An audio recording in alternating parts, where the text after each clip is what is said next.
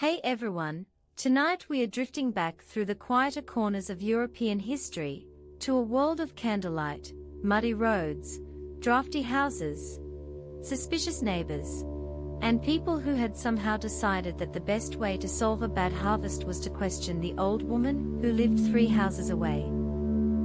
So, settle in. Dim the lights if you can. Get comfortable. Let the day become pleasantly irrelevant for a while. Tonight, we are going to talk about women accused of witchcraft. And before we begin, there is one small historical problem to clear away. The great European witch hunts were not really a medieval phenomenon. Most of the large-scale witch trials happened later, particularly between the 15th and 17th centuries. The peak came during the early modern period, when Europe was technically becoming more sophisticated, governments were becoming more organized, books were becoming easier to print, and people were increasingly interested in classifying, regulating, and prosecuting almost everything. Naturally, this included witches. There had certainly been accusations of magic during the Middle Ages. People believed in charms, curses, spirits, demons, healing rituals, and various forms of supernatural interference. But medieval society did not spend its entire time hunting elderly women through the countryside. That image belongs more strongly to the centuries that followed. Still, the medieval world provides the beginning of the story. And the beginning is surprisingly ordinary.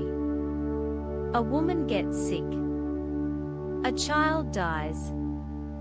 A cow stops giving milk. The bread fails to rise. A storm destroys the wheat. Someone has a rash. Someone has a fever. Someone's husband drinks too much and falls down the stairs. And eventually, someone asks the most dangerous question of all. Who did this? Because people generally dislike unanswered questions. Especially when the answer might be hiding in a nearby cottage. For much of medieval Europe, ordinary people lived with a constant awareness of uncertainty. Medicine was limited. Weather could ruin an entire year's work. Infant mortality was high. Infection was everywhere.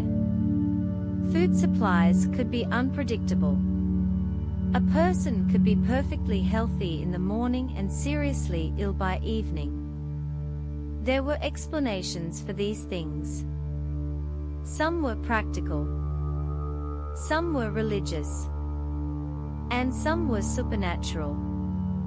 The supernatural explanation was not necessarily considered foolish.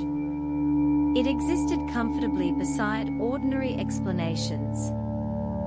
A medieval person might understand that a particular illness came from something physical, while also believing that God had allowed it to happen, or that a malicious person had somehow contributed.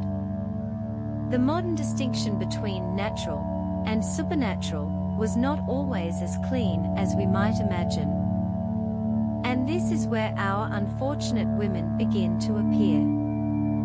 Not as mysterious figures standing dramatically beneath the moon. Usually, they were simply neighbors. Women who knew herbs. Women who delivered babies.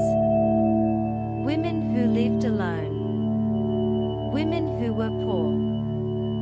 Women who had quarrels with other villagers. Women who had a reputation for being unpleasant. Women who were simply old. And, occasionally, women who had made the terrible mistake of having an argument with the wrong person. Let's drift back to the medieval village. Imagine a small settlement somewhere in England, France, Germany, or the Low Countries. There are perhaps a few dozen families. Everyone knows everyone. This sounds sounds comforting until you remember that everyone also knows everyone's business. The baker knows who owes money to the miller. The miller knows whose daughter has been behaving strangely. The farmer knows that his neighbor's fence is 3 inches over the boundary.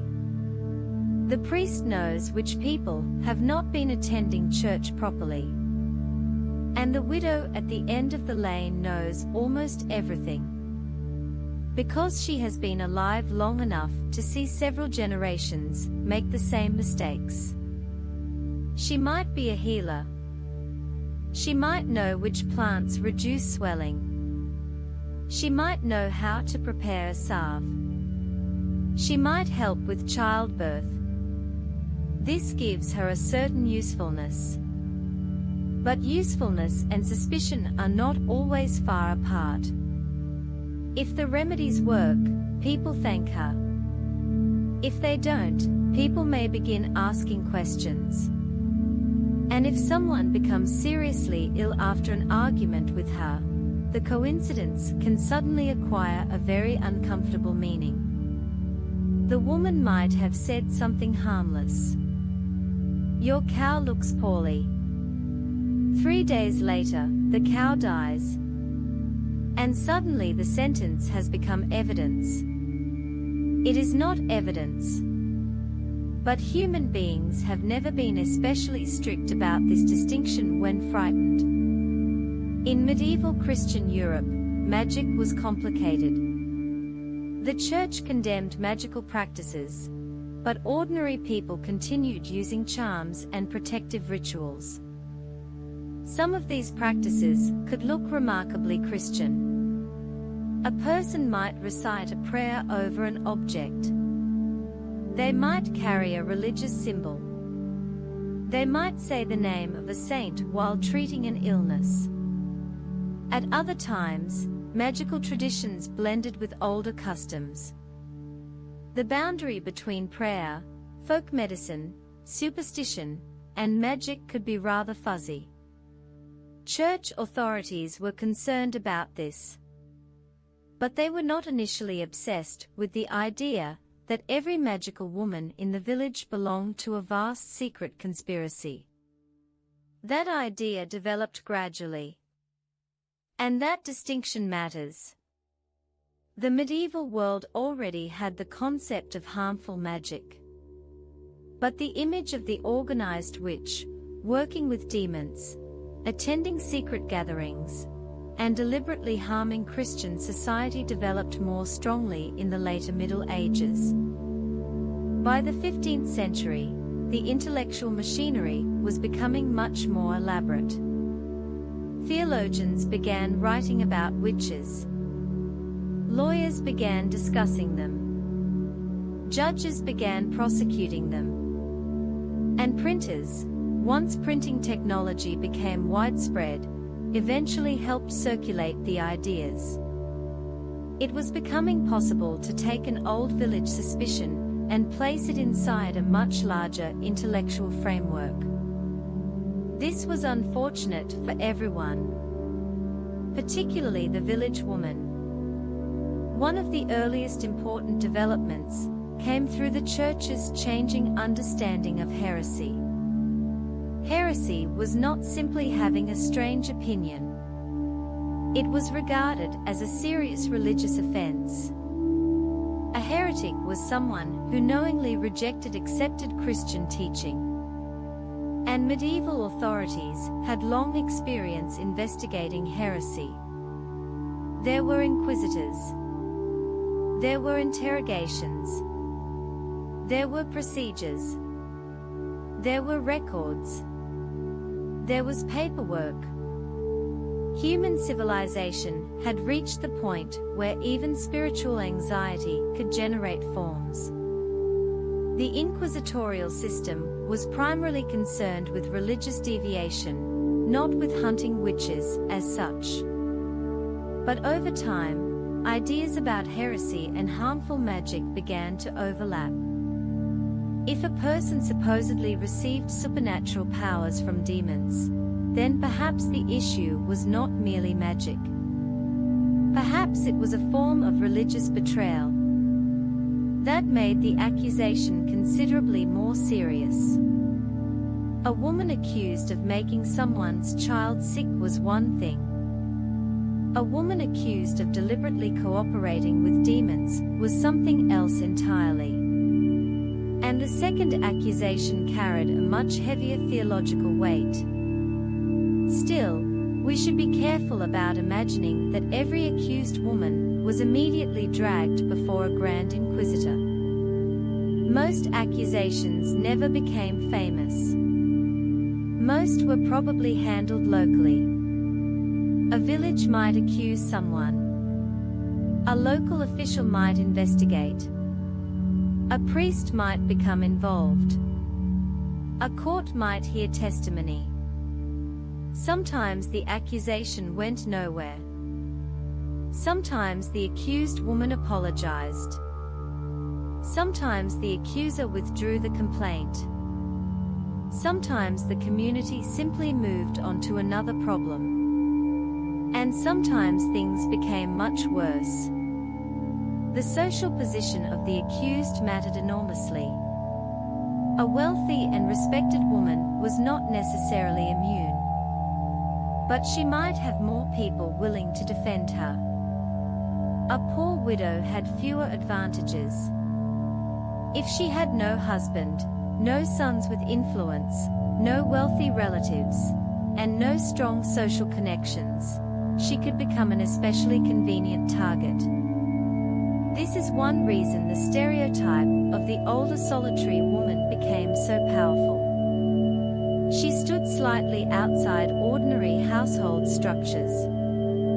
Medieval European society was deeply organized around family and community. Marriage provided economic support. Children provided labor. Extended families provided protection.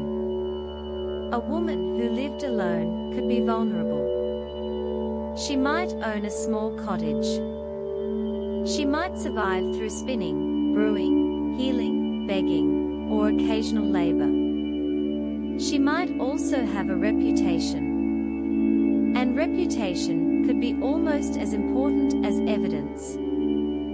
If several neighbors already considered someone difficult, an accusation of witchcraft could fit comfortably into an existing story. She was always strange. She talked to herself.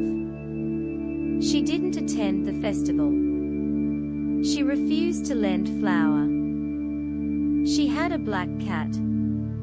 She knew too much about herbs. She looked at people strangely. The cat, naturally, was probably just a cat. But history has never been especially kind to cats when humans are nervous. It is also worth remembering that women were not the only people accused of witchcraft. Men were accused too.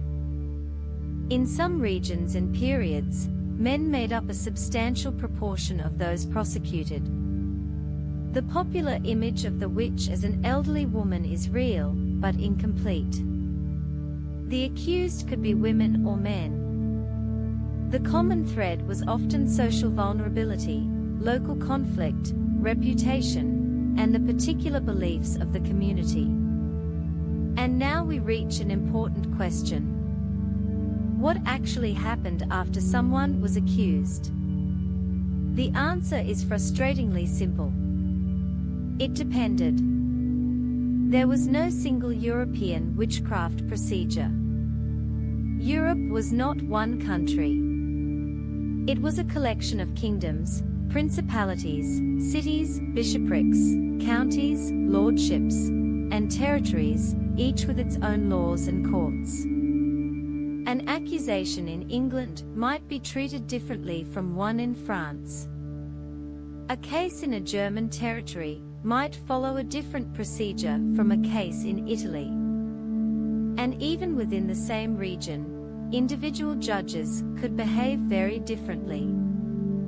Some were skeptical. Some were cautious. Some were deeply convinced. Some were simply doing their jobs. Some were terrible at it. Which, historically speaking, is a surprisingly common administrative category. An accusation might begin with gossip. Then came a formal complaint. Witnesses could be questioned. The accused might be asked whether she knew why she had been reported. She might deny everything. Naturally, because she was innocent. Sometimes she was terrified. Sometimes angry. Sometimes confused. Sometimes she may even have admitted to using a charm or performing some sort of magical act. But an admission of folk magic was not automatically the same as admitting to being part of a demonic conspiracy. The distinction could be important. Medieval and early modern courts were not all operating from the same assumptions. Some judges demanded strong evidence. Others were more willing to believe testimony. And in some later witch hunts, the process could become circular. One accused person names another. The second person is interrogated. She names another. That person names several more. Suddenly a village that had been peacefully arguing about fences and chickens discovers that it apparently contains an enormous underground organization of satanic conspirators. Nobody had noticed. Not even the conspirators. This is one of the strangest aspects of witch hunting history. The more authorities expected a conspiracy, the more likely they were to discover one. Not because one necessarily existed, but because interrogation could produce stories. People under enormous pressure sometimes said what they believed investigators wanted to hear. And once one accusation was accepted, it could provide the foundation for another. But we are getting ahead of ourselves. For tonight, let's stay with the earlier period. The medieval woman accused of magic was not automatically a doomed witch. She might simply be a troublesome neighbor.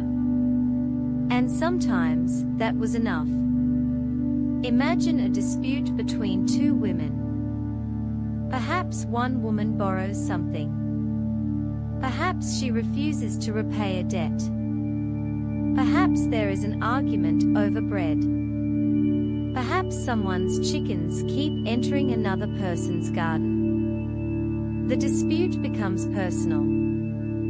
One woman says something unkind. The other woman replies. A few days later, someone falls ill. Now the old argument suddenly looks different.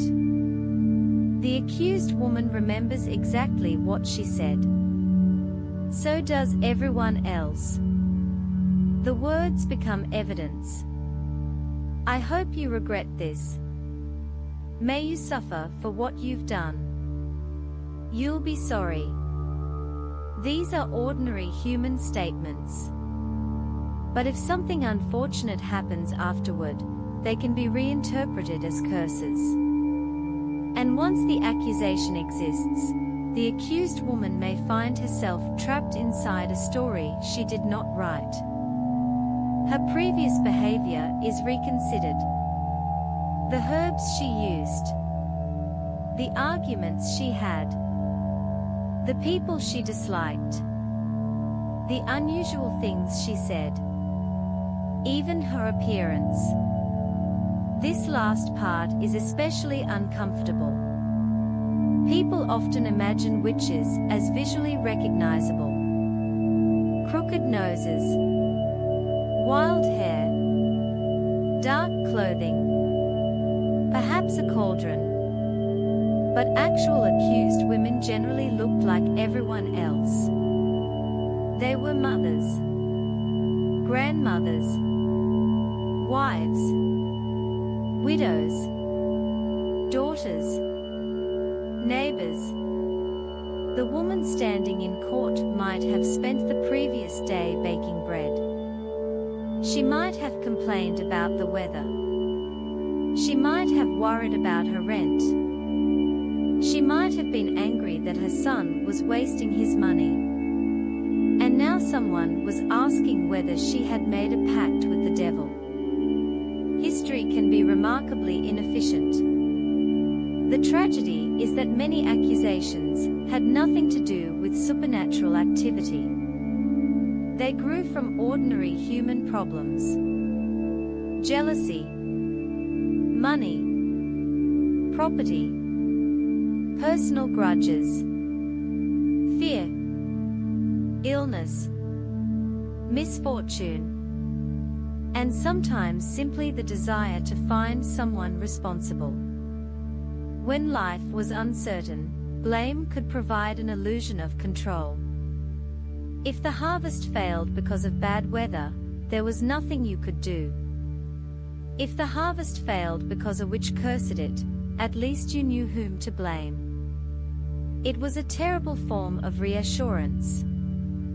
And so, slowly, across medieval and early modern Europe, the figure of the witch became more clearly defined. Not everywhere. Not at the same time. Not in the same way. But the idea was becoming more dangerous. The woman who knew herbs could become suspicious. The woman who argued with neighbors could become malicious. The woman who lived alone could become frightening. And the woman who was already disliked could become almost anything her neighbors needed her to be. Let's drift forward now, very slowly, toward the 15th century. The world is changing. Universities are expanding. Theological debates are becoming more sophisticated. Legal systems are becoming more developed. Books are beginning to circulate more widely.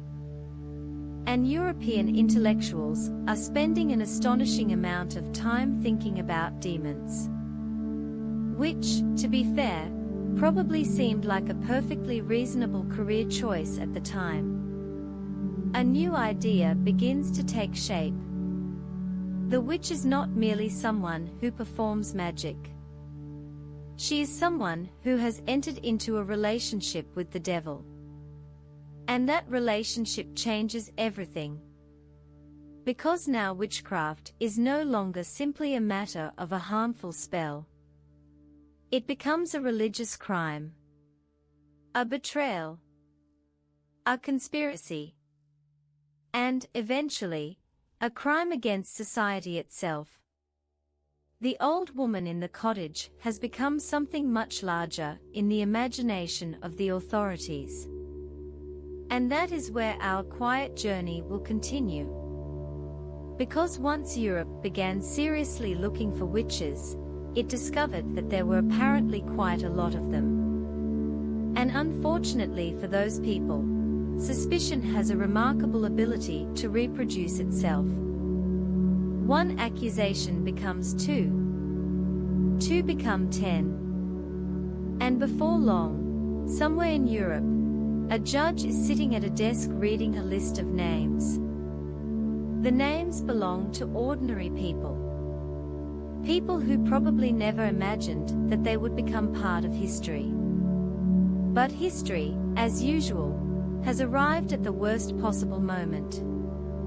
And so, gently, we leave the medieval village behind. The candles burn lower. The roads become quieter. The old accusations wait in their court records. And somewhere, probably, a cat continues to mind its own business. The 15th century is beginning to settle over Europe.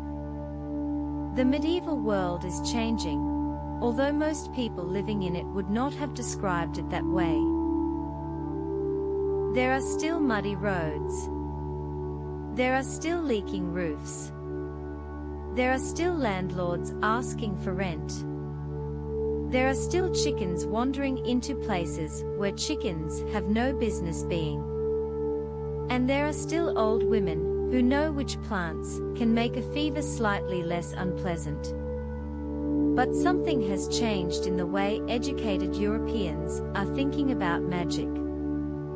The idea of the witch is becoming more elaborate. This is important because ordinary magical practices had existed for centuries. People had used charms. They had carried protective objects.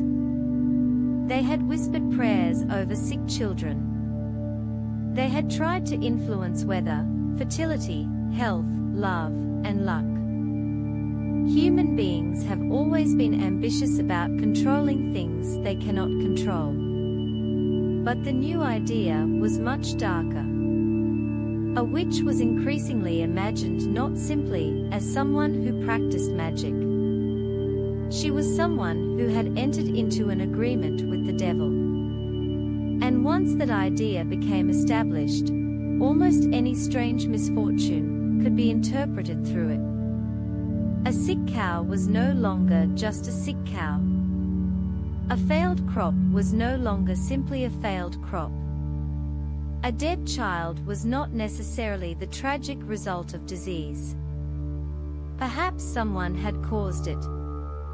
And if someone had caused it, perhaps that person had supernatural assistance.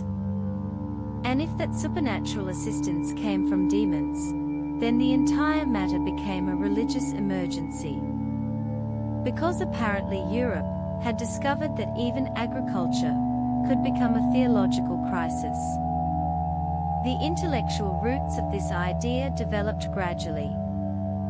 The church had long taught that demons existed.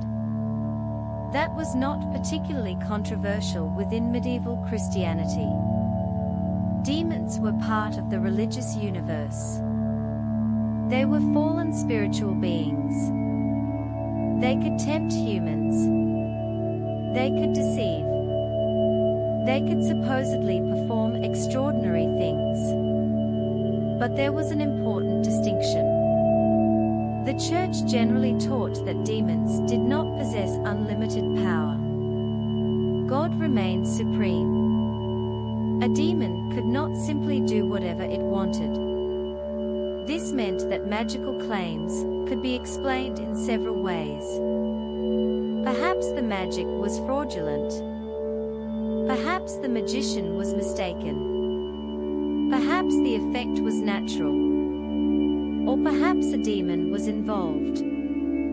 The last possibility was obviously the most troublesome. And eventually, some theologians began connecting individual magical practices with larger ideas about heresy. The witch was becoming a kind of religious traitor. She had supposedly turned away from God. She had entered into a pact. She might worship the devil. She might attend secret gatherings. She might harm innocent people. She might recruit others.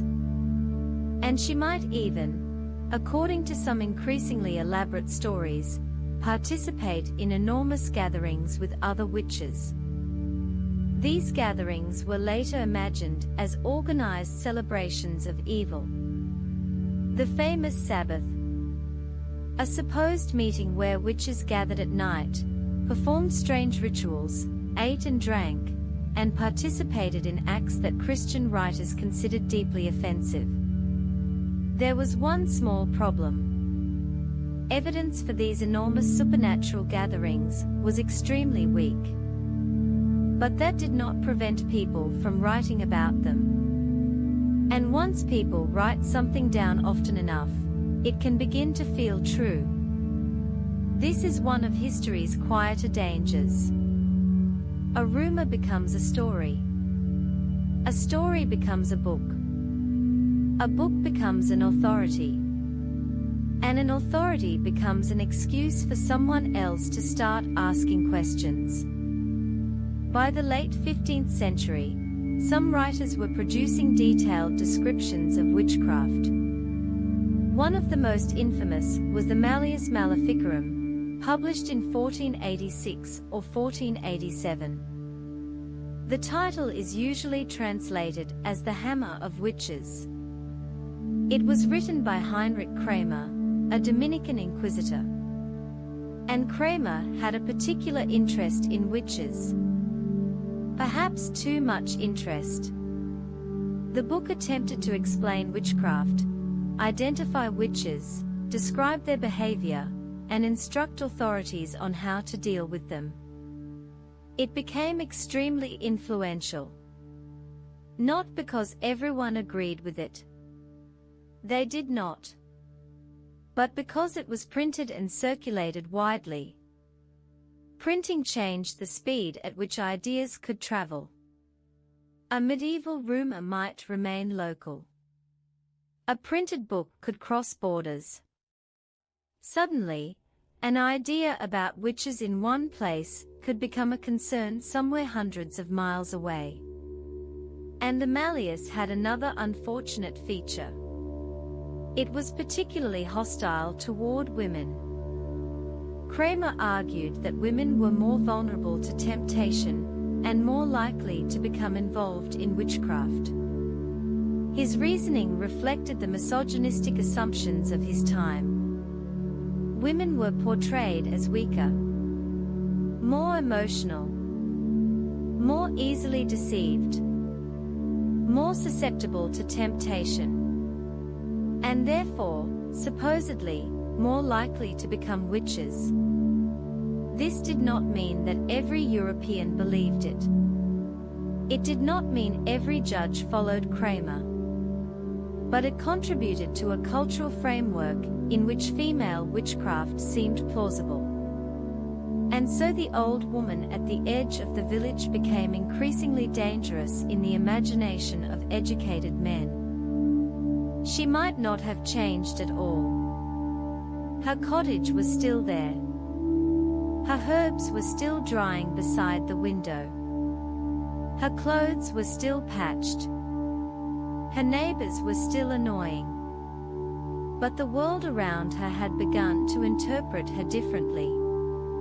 Let's imagine her for a moment. We don't know her name. Most women accused of witchcraft never became famous enough for historians to remember their names. She may be 50 or 60, perhaps older. She has survived childbirth. She has buried relatives. She has watched harvests fail. She knows how to stretch flour. She knows which children belong to which families. She has opinions about almost everything. Naturally, she may have a bad temper. Perhaps she refuses to lend money. Perhaps she drinks a little more ale than her neighbors think respectable. Perhaps she once told a local farmer that his wife would regret insulting her. Nothing dramatic. Nothing supernatural. Just the ordinary unpleasantness of living among other human beings. Then, one winter, the farmer's wife becomes ill. Very ill.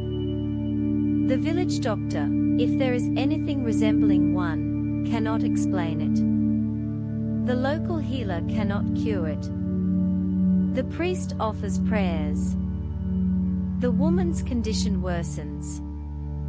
Someone remembers the argument. Someone says the old woman had threatened her. And now the story begins. It is remarkably easy. The accused woman doesn't need to have done anything. She only needs to fit the story. The neighbors begin talking. At first quietly, then openly. Someone remembers that her cow once became sick. Someone else remembers that a child cried when she walked past. Someone else says she has always had a strange look. And the list grows. This process is known by historians as cumulative accusation. Past events are reinterpreted in light of the new suspicion. Things that once seemed meaningless suddenly become evidence. A woman had stared at someone. She was a witch. A woman had muttered something. She was a witch. A woman had been angry. She was a witch. A woman had successfully treated an illness. Perhaps she had used magic. A woman had failed to treat an illness. Perhaps she had cursed the patient. There was almost no behavior that could not be interpreted against her. And this was especially dangerous, because the accused often had no way to prove a negative. How do you prove you did not curse a cow? How do you prove you did not speak to a demon? How do you prove that you did not cause a storm? You can't. You can only deny it. And denial can become suspicious. If she denies being a witch, perhaps she is lying. If she admits to using herbs, perhaps she is hiding something. If she becomes angry, perhaps the devil has given her confidence. If she cries, perhaps she is pretending. If she remains calm, perhaps she is unnaturally composed. It becomes a terrible psychological trap. Whatever she does can be interpreted as evidence. And this brings us to interrogation. The accused might be questioned by local officials. The exact process varied enormously.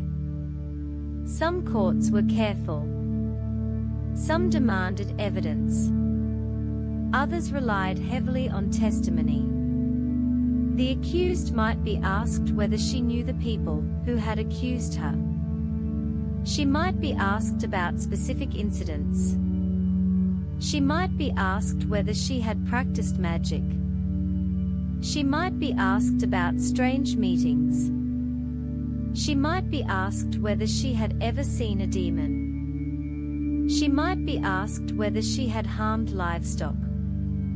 And, increasingly, she might be asked whether she had made a pact with the devil. The accused would usually deny it. Of course she would. And sometimes that was enough. The case could end. But if the authorities believed there was more to investigate, the pressure could increase. Some accused people were imprisoned. Prison conditions varied, but they were rarely comfortable. Imagine spending the night in a cold stone room, while waiting to discover whether your neighbors have decided that you are responsible for the suffering of half the village. There is no television, no heating, no lawyer in the modern sense, no comforting legal drama where someone suddenly enters the room and announces that the prosecution has made an error. There is just a door and a guard, and the growing realization that things have gone very badly.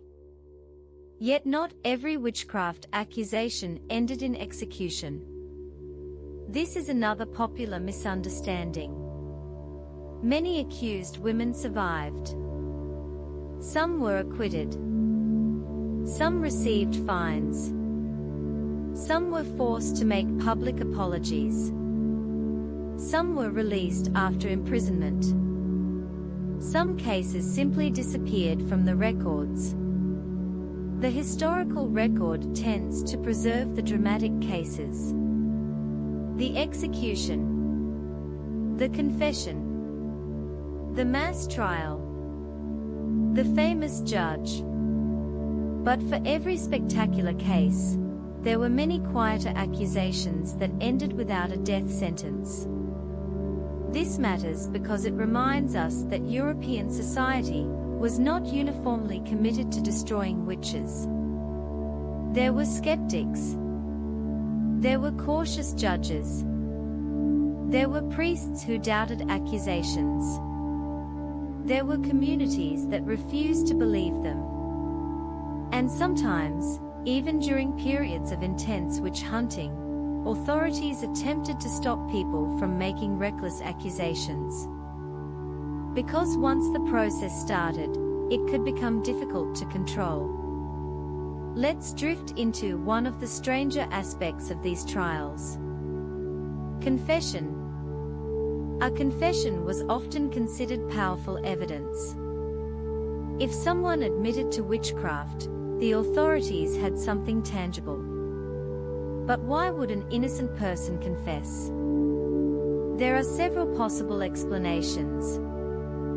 Fear, exhaustion, confusion, religious pressure, the desire to end an interrogation, the hope that confessing to a lesser offense might produce mercy, and, in some cases, torture. Torture is one of the darkest parts of the history of witch trials, but it should also be understood carefully. It was not used everywhere. It was not automatically legal in every jurisdiction. Rules varied. Some courts were much more willing to use it than others. But where torture was permitted, it could transform an investigation. The question was no longer simply, "Did you do this?"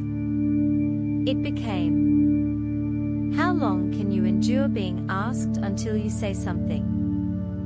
And human beings have limits. A person can be broken. Eventually, an accused woman might say yes. Yes, she had cursed someone. Yes, she had met another woman. Yes, she had spoken to a demon. Yes, she had attended a secret gathering. And once she had confessed, the confession could be used to accuse others. This is how the supposed conspiracy grew. One confession produced names. Those names produced new interrogations. Those interrogations produced more names. And suddenly, a community that had contained a handful of suspicious women apparently contained dozens. It was a remarkable achievement. The devil, according to the theory, had apparently recruited half the neighborhood without anyone noticing. Even the local baker might be involved. Perhaps the baker's bread had always tasted slightly strange. You see how this works. Once suspicion becomes the framework, everything fits. The accusation itself becomes evidence. And this is why the later witch hunts could become so dangerous. The problem was not simply belief in magic. The problem was a legal and social system capable of turning suspicion into testimony, testimony into confession, confession into more suspicion, and suspicion into execution. But before we get there, let's return to the woman. She is still waiting. Perhaps she is sitting in a cell. Perhaps she is waiting for her hearing. Perhaps she has already been questioned. Her family may be frightened. Her neighbors may be divided. Some believe she is guilty. Some think the entire accusation is ridiculous. Others simply want the problem to disappear. She might be thinking about home, about her bed, about her garden, about the pot hanging over the fire, about the little things that suddenly seem enormous. History rarely records those thoughts. Official documents are usually interested in more practical matters. Names, dates, charges, statements, sentences. The paperwork survives. The woman herself often disappears. That is one reason witchcraft history can feel strangely impersonal. We have thousands of pages about accusations, but relatively little about what the accused women actually felt. We know what judges asked. We know what prosecutors claimed. We know what witnesses said. But the women themselves are often reduced to a few lines. She denied the charge. She confessed. She was imprisoned. She was executed. And then silence. It is worth pausing there, because behind every legal record was an actual person. Someone who had once been a child. Someone who had eaten breakfast. Someone who had complained about the weather. Someone who had probably been annoyed by a neighbor. Someone who had no idea that centuries later historians would be trying to reconstruct her life from a handful of sentences written by someone else. And now, as we continue drifting through this history, we need to understand something else. Why did some regions experience intense witch hunts while others did not? Why did one village accuse several women while another village barely cared? Why did some judges prosecute aggressively while others dismissed the accusations? There was no single answer. Religion mattered. Politics mattered. Local government mattered. Legal traditions mattered.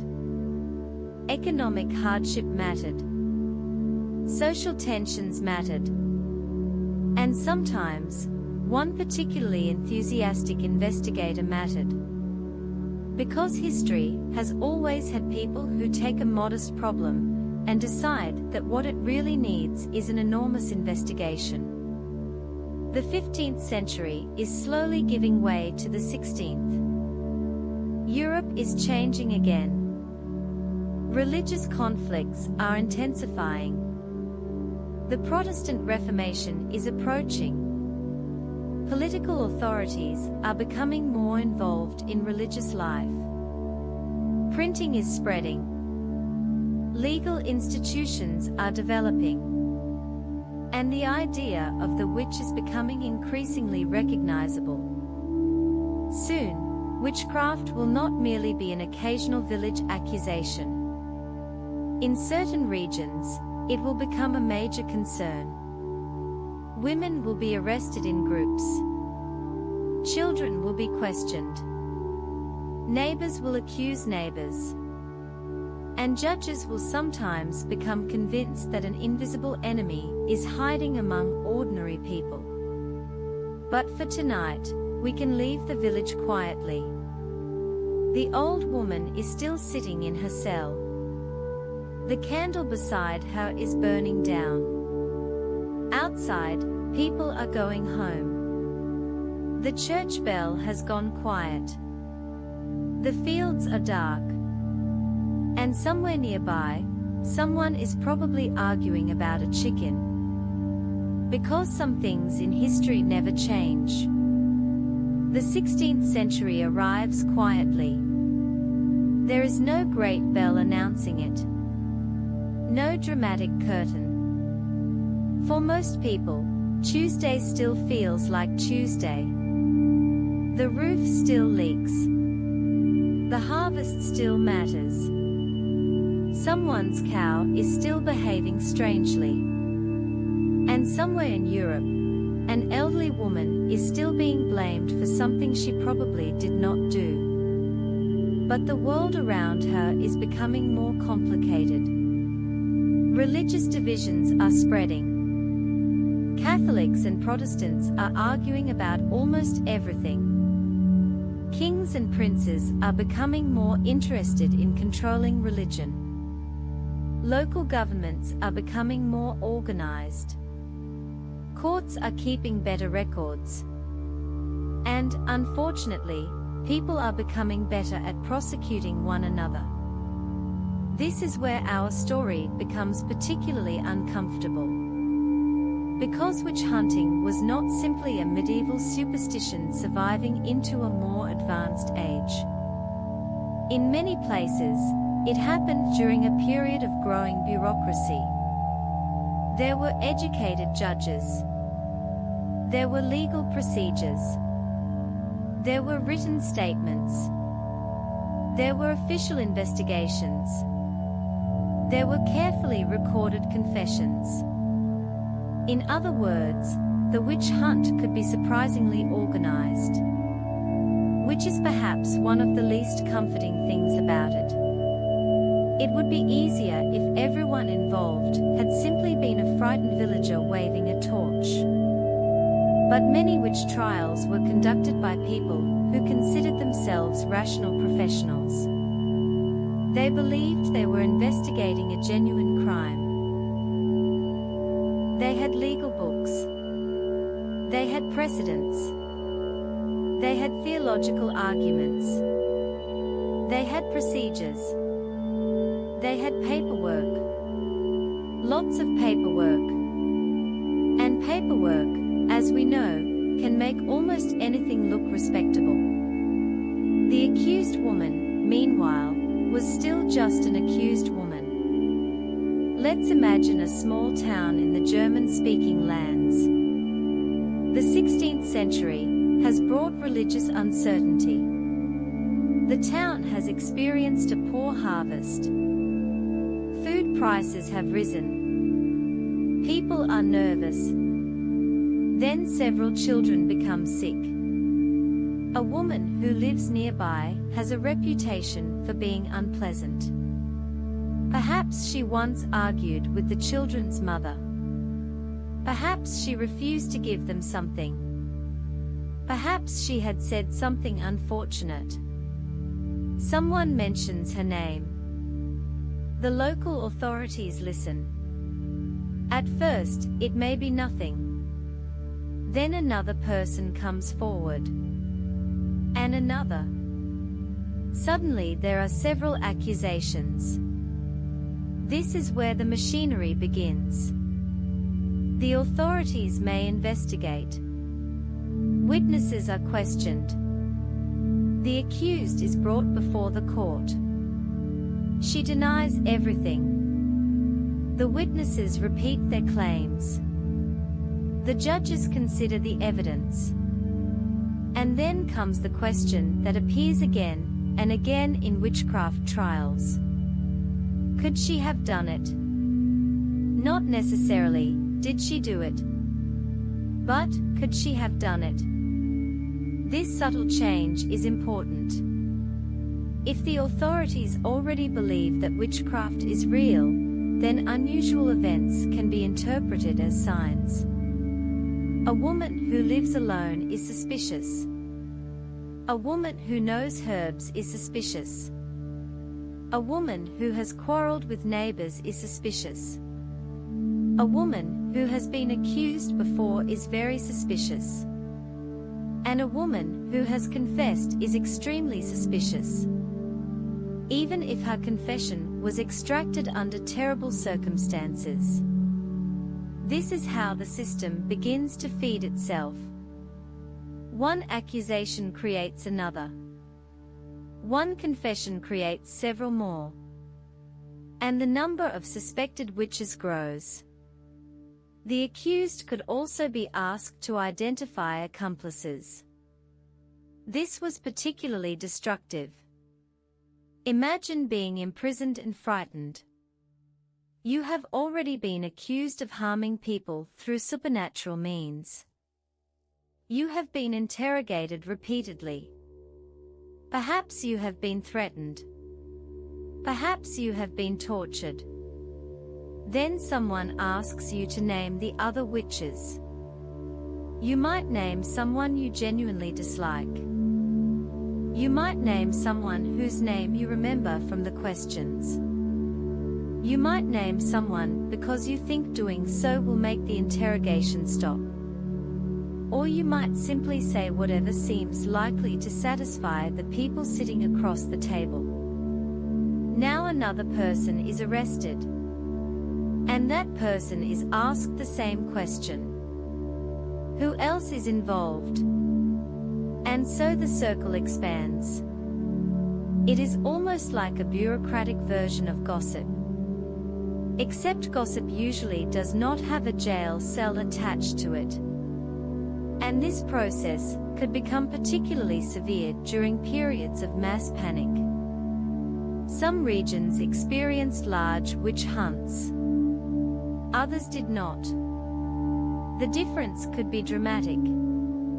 In one territory, dozens or hundreds of people might be accused. In a neighboring territory, the authorities might be much more skeptical. This tells us something important. Belief in witches alone was not enough. Europe had believed in supernatural beings for centuries. What mattered was the combination of belief, law, politics, local conflict, and institutions. If the authorities refused to prosecute aggressively, the panic might fade. If the authorities encouraged accusations, it could grow. And sometimes, the personality of one official could make an enormous difference. One of the most infamous examples came from the German territories. In some areas, witch trials became extraordinarily intense. Entire communities could be affected. People who had known one another for years suddenly became witnesses against each other.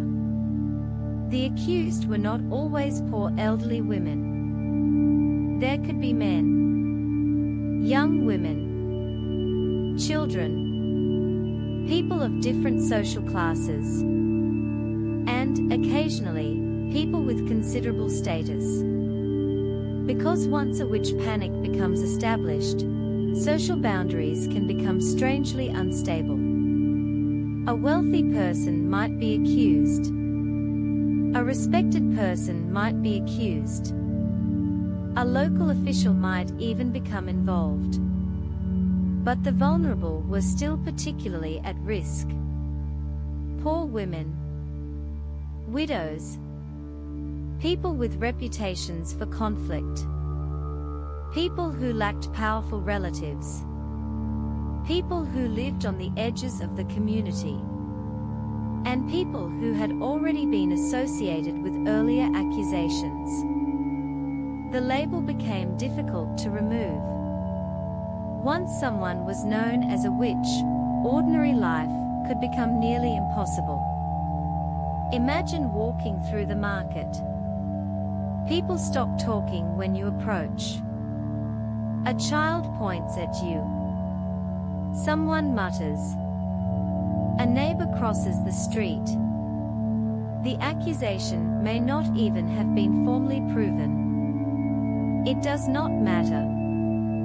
Reputation has already done its work. And reputation was enormously powerful in small communities. There were no social media accounts to delete. No public relations campaign. No modern lawyer appearing on television to explain that the allegations were unfounded. There was simply the village.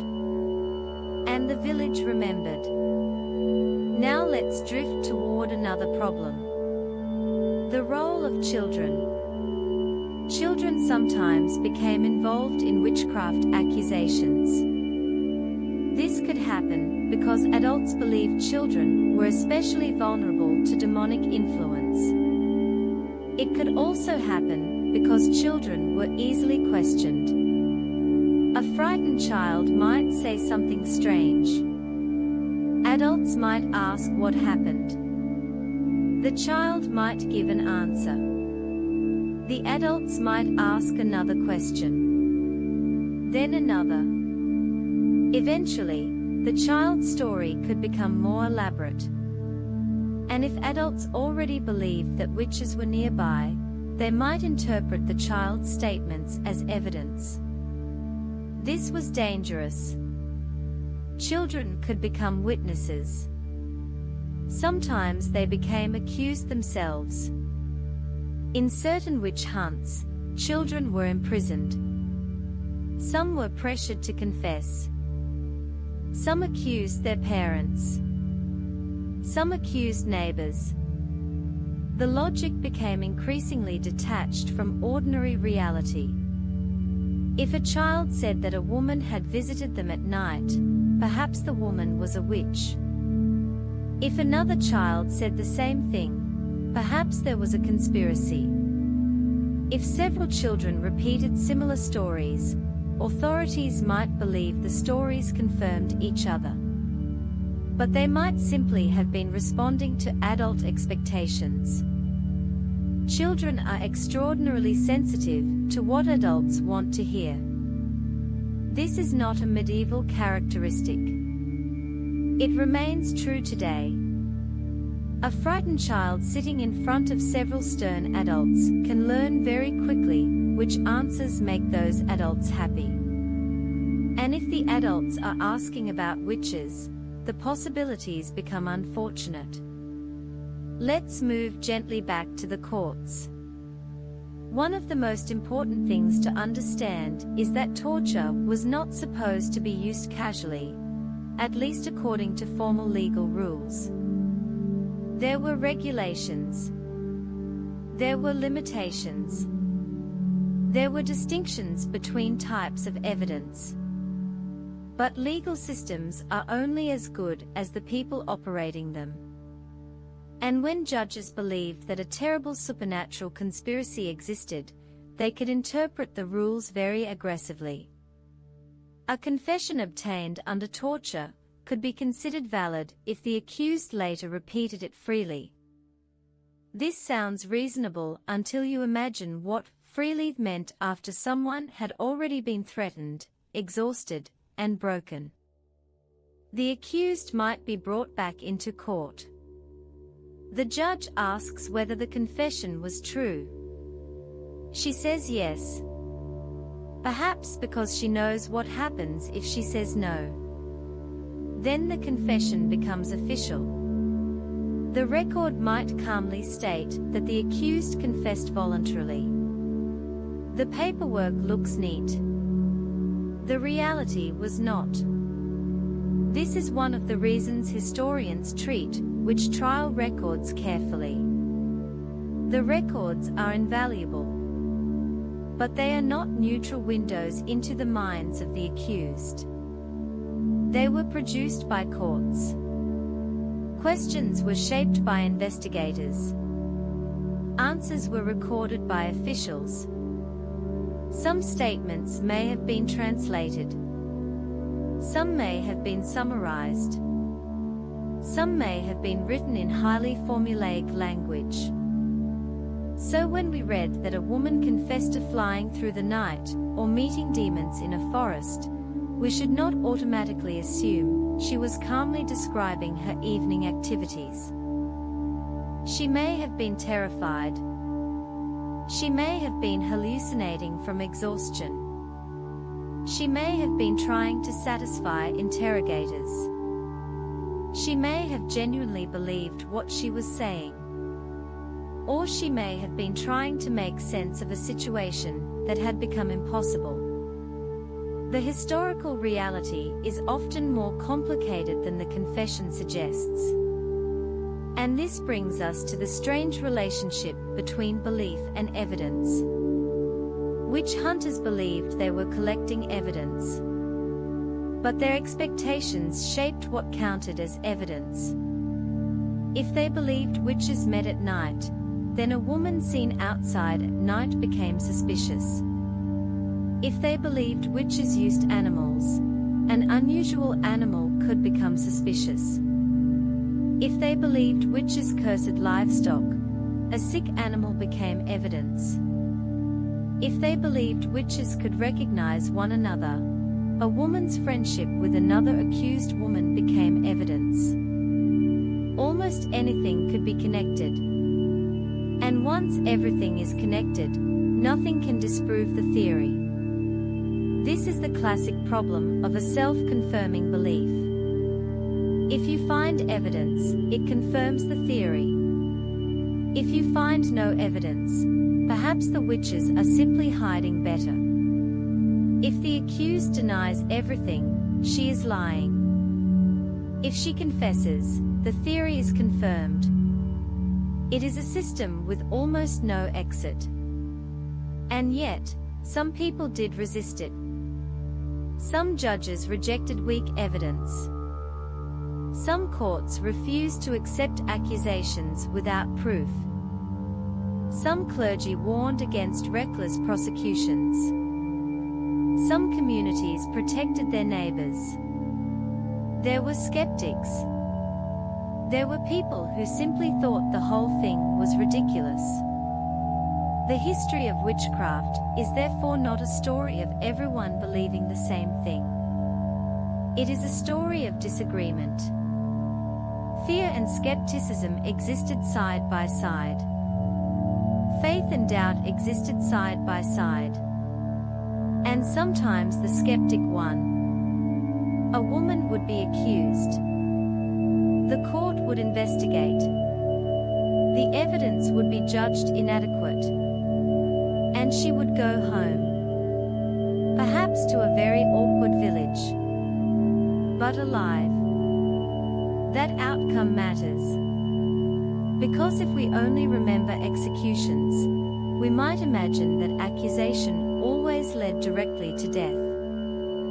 It did not. The legal process could end in many ways. Acquittal, dismissal, fine, public penance, exile, imprisonment, confiscation of property, or execution. The outcome depended on the place and period. And the number of people executed varied enormously across Europe. Modern historians estimate that tens of thousands of people were executed for witchcraft across Europe during the centuries of witch hunting. The overwhelming majority were women. But the popular image of millions being burned across Europe is incorrect. The real numbers were terrible enough without exaggeration. Perhaps the most disturbing part is that the victims were not usually strangers. They were neighbors. They were relatives. They were people whose names were already familiar. The village did not need to import a witch. It simply had to decide that someone who already lived there was one. And once that happened, every ordinary disagreement could become dangerous. A debt, a failed marriage, a dispute over land, a bad harvest, a sick child, a broken fence, a cow, a chicken, always the chicken. Let's slowly move toward the 17th century now. The Great Witch Hunting era is approaching its most intense periods in parts of Europe. Authorities are becoming increasingly confident. Pamphlets circulate. Stories spread. Books explain how witches supposedly operate. People become familiar with the language. A witch pact. A familiar spirit. A Sabbath. A curse. A demon. A secret gathering. The vocabulary itself begins to shape reality. Once people have words for something, they can start looking for it. And so, in one village after another, suspicion begins to settle over ordinary life. A woman closes her door. A neighbor watches. A child becomes ill. Someone whispers. A name is remembered. And somewhere in a town hall, a clerk sharpens a quill. Because the next accusation is about to be written down. And once it is written down, it becomes part of the official record. History has begun keeping receipts. The 17th century is slowly passing. The great age of witch hunting is beginning to weaken. Not everywhere. Not all at once. And certainly not because Europe suddenly woke up one morning and collectively decided that accusing old women of sorcery had been a bit excessive. History is rarely that tidy. Instead, the change happens gradually. Courts become more cautious. Some judges begin demanding stronger evidence. Some scholars question whether witches can actually perform the things they are accused of doing. Some governments become uncomfortable with the expense and chaos of repeated trials. And, perhaps most importantly, people begin noticing a problem. The confessions are not making much sense. One woman says she flew through the air. Another says she attended a meeting in a forest. Someone else claims to have transformed into an animal. Another person says the devil appeared in the shape of a man. And when these stories are examined carefully, they often contradict one another. The great supernatural conspiracy begins to look rather less organized. The devil, apparently, has terrible administration. Eventually, skepticism becomes harder to ignore. Some educated Europeans begin arguing that many supposed witches are actually victims of delusion, fraud, illness, or malicious accusation. Others point out that demons may exist within their religious worldview, but that does not mean every strange event is caused by them. And some judges simply become tired of sending people to their deaths based on unreliable testimony. This is important. The end of the witch hunts was not simply the triumph of modern science. It was also a legal development. Courts learned that unreliable evidence produced unreliable convictions. A confession obtained under torture was not necessarily trustworthy. A neighbor's accusation was not necessarily proof. A strange illness was not necessarily supernatural. And once those principles became stronger, the machinery began to slow. The woman at the edge of the village could finally breathe a little more easily. Not completely, but a little. There were still accusations. There were still executions. Some of the final witch trials happened surprisingly late. In parts of Europe, prosecutions continued into the 18th century. The famous Salem trials in Massachusetts took place in 1692 and 1693. They were not European, but they demonstrate how similar social mechanisms could operate in a colonial setting. Fear, religious anxiety, local disputes, reputation, questioning, confessions, accusations, and a community convinced that an invisible enemy had entered ordinary life. In Salem, several people were executed. Others died in prison. Eventually, the authorities backed away. The panic ended. And afterward, some people involved expressed regret. The same pattern had appeared elsewhere. A society becomes convinced that something terrible is happening. The authorities investigate. The investigation produces more evidence of the supposed threat. The threat appears larger. The response becomes more severe. Eventually, the evidence begins to collapse. Then everyone looks around rather awkwardly. History is full of these moments.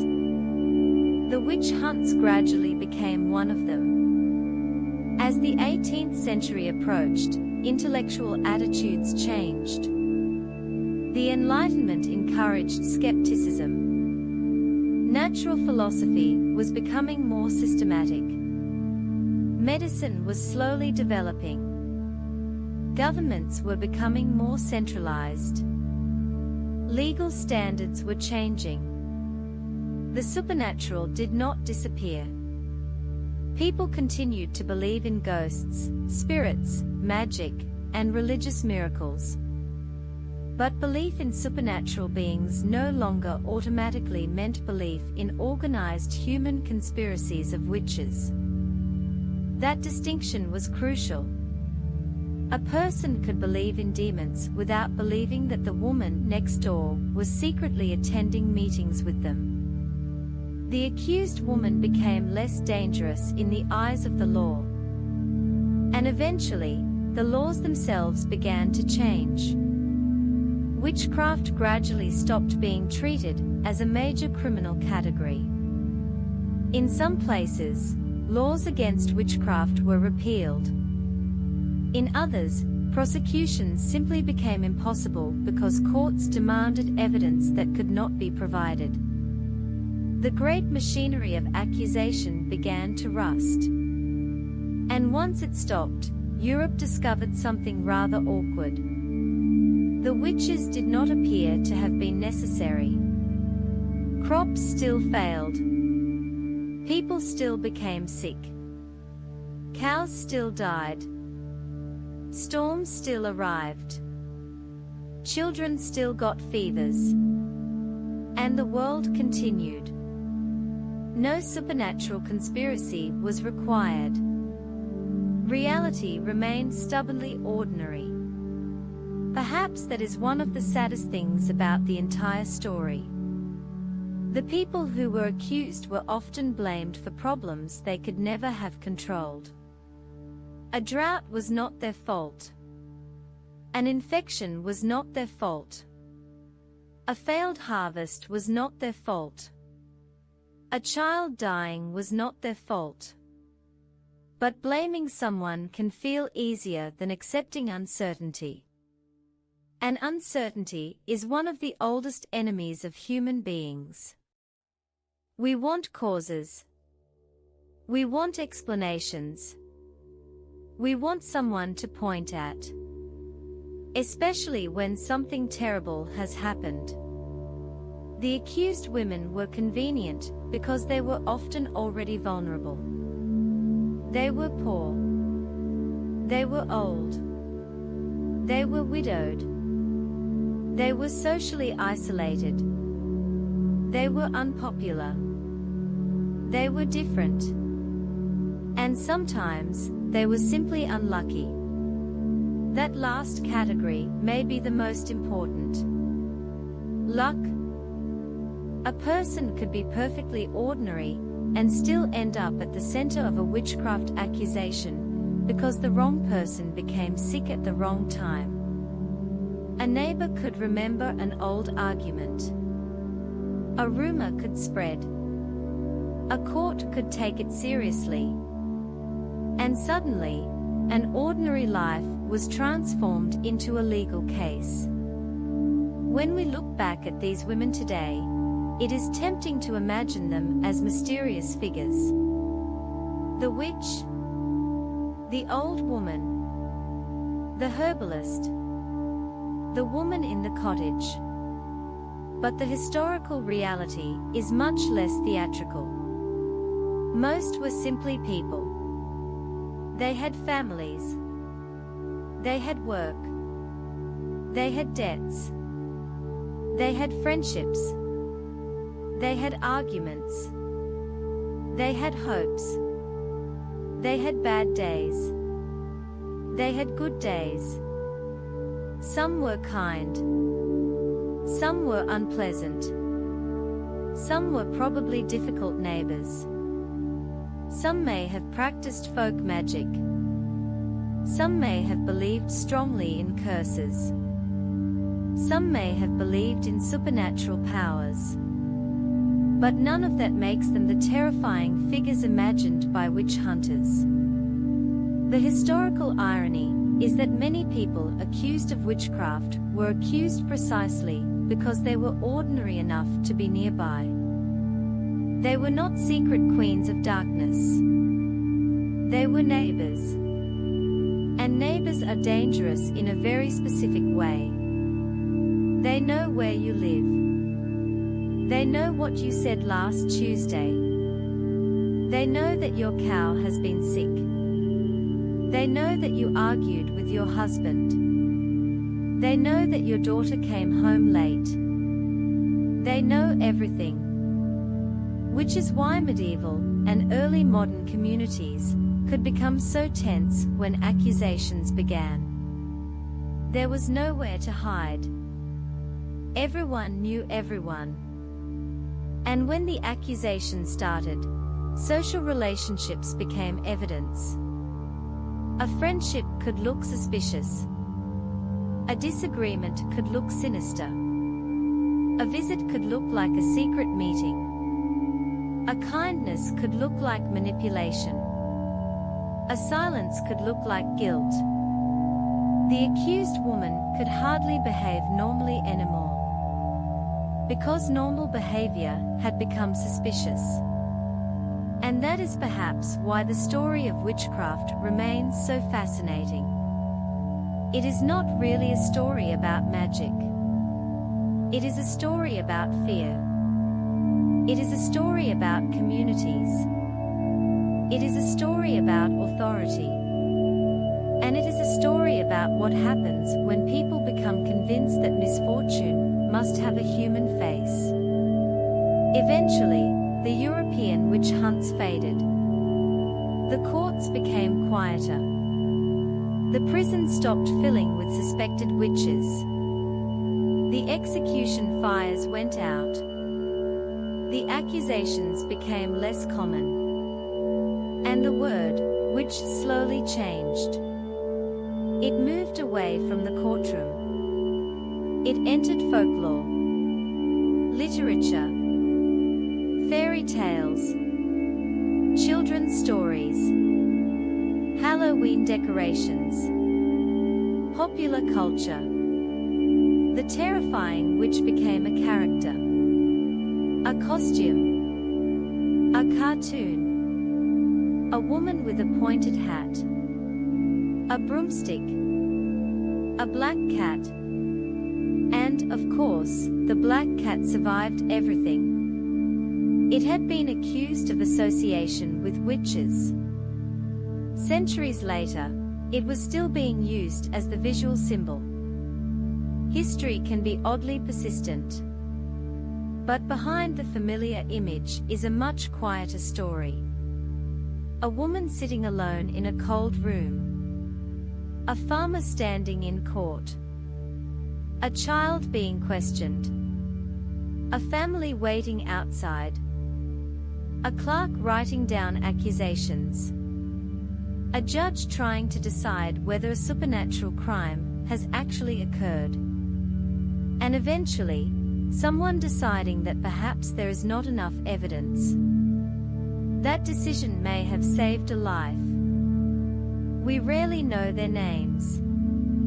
We rarely know what happened afterward. Perhaps the woman went home. Perhaps she left the village. Perhaps people never fully trusted her again. Perhaps she lived another 20 years and became a grandmother. Perhaps she died peacefully in her own bed. There is something comforting about imagining that possibility. Not every witchcraft story ended at the gallows. Many simply disappeared. The accusation ended. Life continued. Someone planted wheat. Someone repaired a roof. Someone had a baby. Someone complained about the price of bread. The seasons changed. And the village slowly forgot. Except, sometimes, the records remained. Those records are why we know about them now. And centuries later, we can open those documents and see traces of people whose lives were nearly erased. A name, a date, an accusation, a sentence, a confession, a denial, a few lines. That is sometimes all history gives us. So tonight, when we think about the medieval and early modern women accused of witchcraft, perhaps the most useful thing is not to imagine the supernatural. Imagine the ordinary. Imagine the woman carrying a bucket. Imagine her grinding grain. Imagine her collecting herbs. Imagine her arguing with a neighbor. Imagine her worrying about money. Imagine her trying to keep warm during winter. Imagine her waiting for a child to recover from fever. Imagine her simply wanting to be left alone. Then imagine someone pointing at her and saying, perhaps it was her. And that small sentence could change everything. A rumor could become an accusation. An accusation could become an investigation. An investigation could become a confession. A confession could become another accusation. And eventually, an ordinary human life could become a tragedy. The lesson is not that people in the past were uniquely foolish. We should be careful about that. Human beings today are still capable of blaming individuals for complicated problems. We still search for villains. We still turn rumors into certainty. We still allow fear to make evidence seem stronger than it is. The technology changes. The clothes change. The legal language changes. But people remain remarkably familiar. And perhaps that is why these old stories still matter. Not because witches were real in the way the courts imagined them, but because fear was real. The loneliness was real. The hunger was real. The sickness was real. The social pressure was real. And the people who suffered under those accusations were real. So let's leave the old village now. The road is quiet. The houses are dark. The church bell has stopped. The courtroom is empty. The clerk has put away his papers. The candle has burned almost to nothing. And the woman who was once accused is finally walking home. Perhaps nobody is following her. Perhaps nobody is whispering. Perhaps, for one evening at least, she can simply open her door, sit beside the fire, and listen to the wind outside. No demons. No secret gatherings. No terrible conspiracy. Just the ordinary sounds of a human life. And perhaps that is the quietest ending we could give her. Good night. And sleep well. Because tomorrow, there will probably be another historical disaster waiting for us. But tonight, we can leave the witches behind. The village is quiet now. And somewhere in the darkness, a cat is still completely innocent. Probably,